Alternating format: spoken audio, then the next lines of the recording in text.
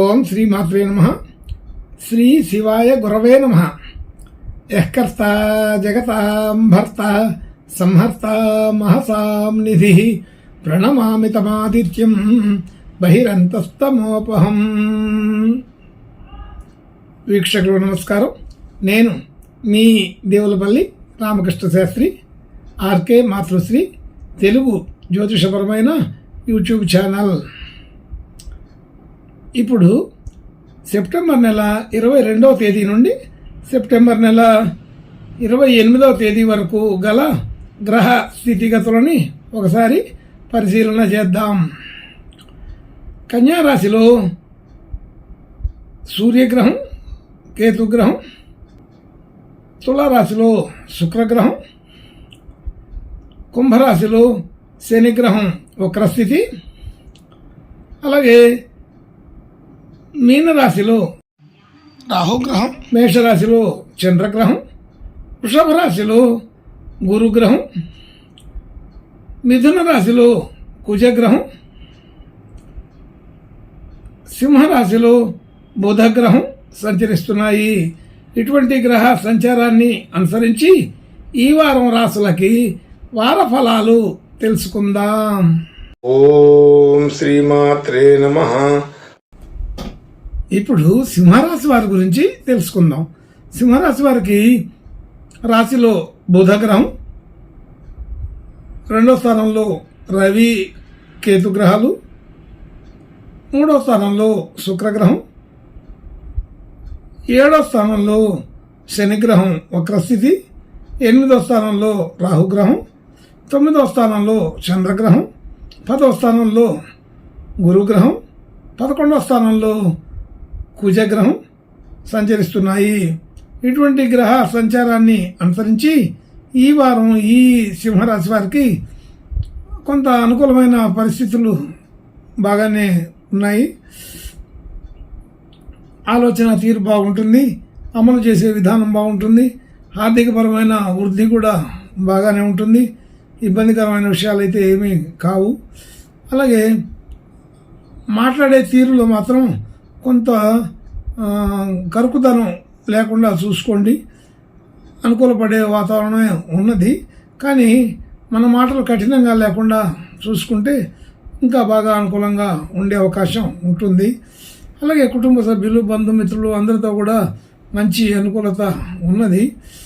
ఈ వారంలో కొంత విలాసమైనటువంటి వ్యవహారాలు చేయగలుగుతారు.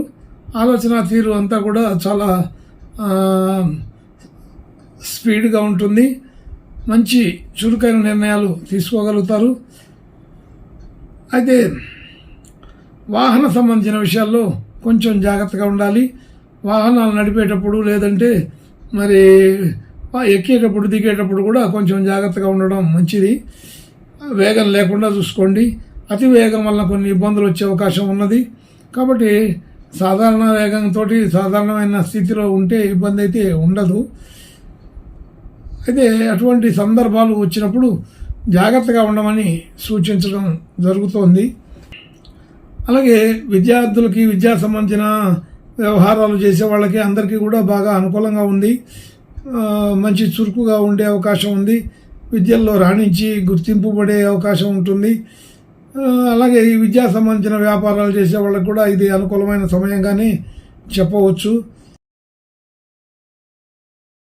అలాగే రుణ సంబంధించిన విషయాల్లో కొత్త కొత్త ఆలోచనలు చేస్తారు. ఆరోగ్య సంబంధించిన విషయాల్లో కొంత సాధారణంగా ఉంటుందని అర్థమవుతోంది. అయితే మాటల ద్వారా కానీ ఏదైనా చిన్న చిన్న విషయాల్లో ఘర్షణలు వస్తే జాగ్రత్తగా ఉండండి. ఆ ఘర్షణ రాకుండా చూసుకోవడం మొదటి పని. అలాగే వచ్చిన దాన్ని పెంచుకోకుండా ఉండడం అనేది కూడా చేయవచ్చు. కాబట్టి అది అన్నదమ్ములు, అక్కచెల్లెళ్ళ మధ్య కూడా సమస్యలు వచ్చే అవకాశం ఉంటుంది.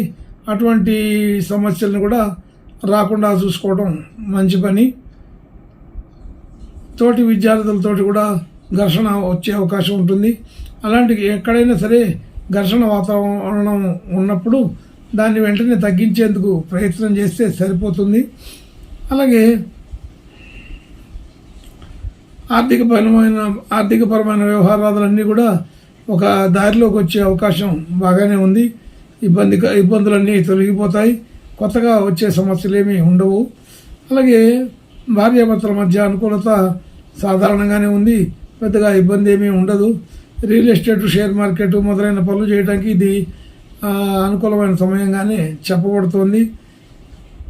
అలాంటి వ్యవహారాల్లో పాల్గొనే వాళ్ళకి ఇది సరైన సమయంగా చెప్పవచ్చు. అలాగే కొత్తగా డిపాజిట్లు, పెట్టుబడులు పెట్టేదానికి అంత అనుకూలమైతే లేదు. సాధారణమైన పరిస్థితి ఉంటుంది.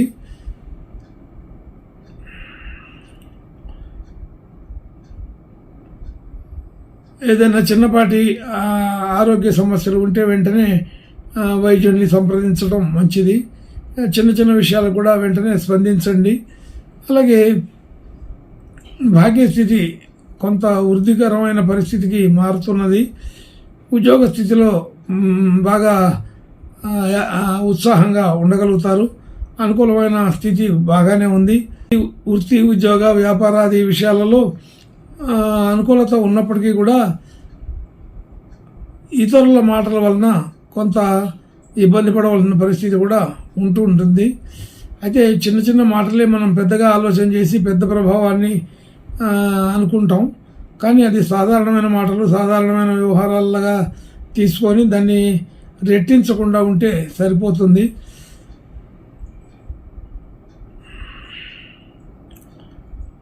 అలాగే మనం చేసిన పనులకి గుర్తింపు, గౌరవం వచ్చే అవకాశం బాగానే ఉంది. అయితే ఎన్ని రకాలుగా మనం కష్టపడినప్పటికీ కూడా దానికి తగిన ప్రతిఫలం వచ్చినప్పుడు కూడా కొంత అసంతృప్తి మాత్రం వెంటాడుతూనే ఉంటుంది. అసంతృప్తి అనేది తగ్గించుకుంటే బాగుంటుంది. అన్ని రకాల ఖర్చులు, వ్యవహారాలన్నీ కూడా ఈ వారం అనుకున్న పనులు అనుకున్నట్టుగా చేయగలుగుతారు. అనుకున్న ఖర్చులే ఉంటాయి. వాటిని ముందుగానే తెలిసిన ఖర్చులు కాబట్టి పెద్దగా ఇబ్బంది పడవలసిన పని అయితే ఉండదు. ఇంకా మంచి శుభలక్షణాలు కలగడం కోసం ఈ సింహరాశి వారు ఈ వారం ఈశ్వరుని ప్రార్థనా నమస్కారాలు చేసుకుంటే ఇంకా బాగా అనుకూలపడే అవకాశం కూడా ఉందని తెలుస్తోంది. శుభం భూయాత్. ఓం శ్రీమాత్రే నమః.